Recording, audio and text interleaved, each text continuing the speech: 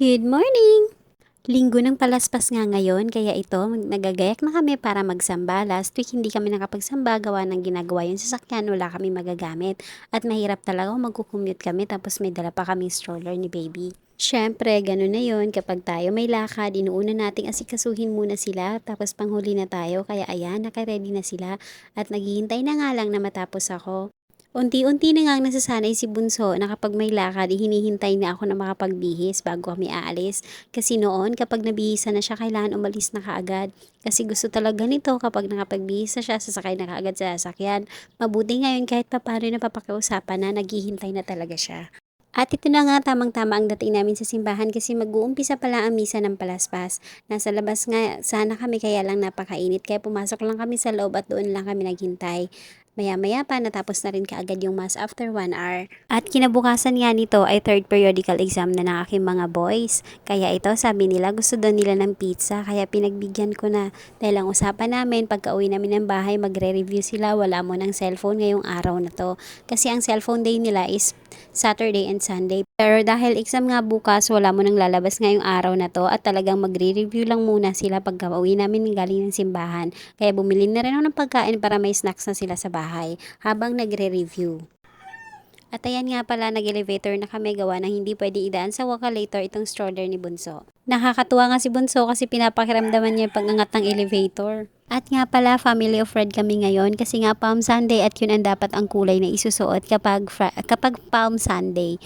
At ayan nga sila, napapasayaw pa habang papasok ng SNR kasi excited daw silang mag-pizza dahil matagal-tagal din kami hindi nakapag-pizza. At isa pa talagang reason na pumayag ako na mag-pizza ngayon, gawa ng meron din kasi silang Lenten promo. Lenten season promo pala meron sila ngayon, 2 pizza na, tapos may 3 only sodas pa. Though wala nga yung Hawaiian flavor na gusto ng mga bata, okay din naman kasi may kasama namang cheese flavor, kaya nag-order na ako nitong naka-promo. Syempre para mas makatipid, at habang hinihintay nga namin yung pizza namin dahil 15 minutes pa ang cooking time, bumili na muna ako ng fries para sa kanila.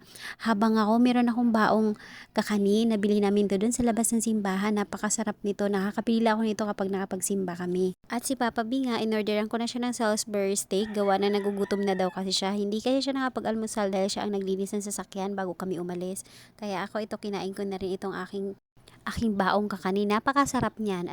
At after 15 minutes nga ay na-serve na rin yung aking order na pizza, kaya ako na ang kumuha. Okay na. At ako na nga rin ang nag-serve sa kanila dahil talagang mainit pa to, kakaluto lang. Tamang-tama kasi tumayo ako habang hindi pa natatawag yung number, pero kakalabas lang ng pizza, kaya napakainit pa talaga ito. Ang sarap kainin ng pizza kapag mainit. At ayan, excited na nga silang kumain dahil medyo matagal-tagal kami hindi nakapag-pizza. Kakain kasi? Uh,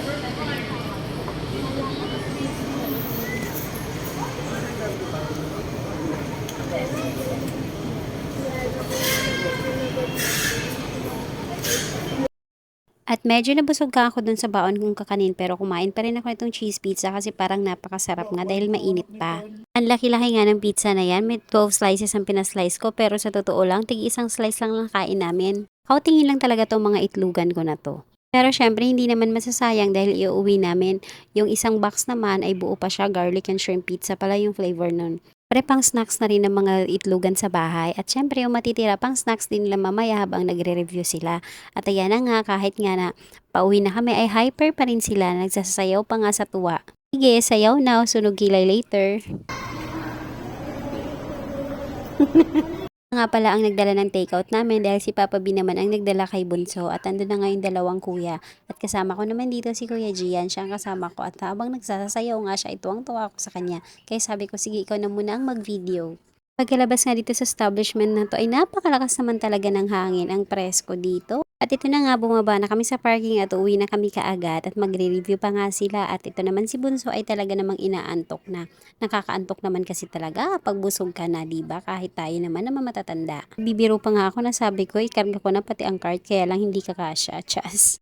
At ayan na nga siya, nakasakay na naman sa sasakyan, nag-umpisa na naman yung kanyang antok, kaya hihikab-hikab na nga siya at gustong-gusto ng matulog. Eto na, matutulog ka na naman kung kailan ako gising na gising. Lugi na naman talaga ako sa'yo.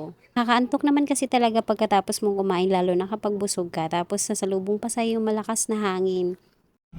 At ayan, sumasandal-sandal na nga dahil inaantok na.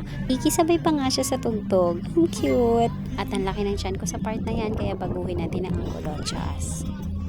Napakasarap nga naman talagang magmuni-muni rito, lalo na dahan-dahan lang yung takbo ng sasakyan, tapos ang sarap ng hangin. Mainit ang araw pero napakasarap ng hangin, malamig ang hangin. Kaya naman pala inaantok na talaga tong si Bunso. Tapos may mga tugtugin pa na napakasarap talagang pakinggan, ang sarap sa tenga, napaka-relaxing. Gawa ng linggo kasi ngayon, kaya yung tugtugin sa aming stereo ay talagang panglinggo. Ang usapan nga sana namin ay magpapaiwan ako sa grocery at babalikan lang ako ni Papa B. Tapos ang mga bata iuwi na muna niya ng bahay. Kaya lang hindi na lang pala, baka mag-tantrum si Bunso kapag umalis ako.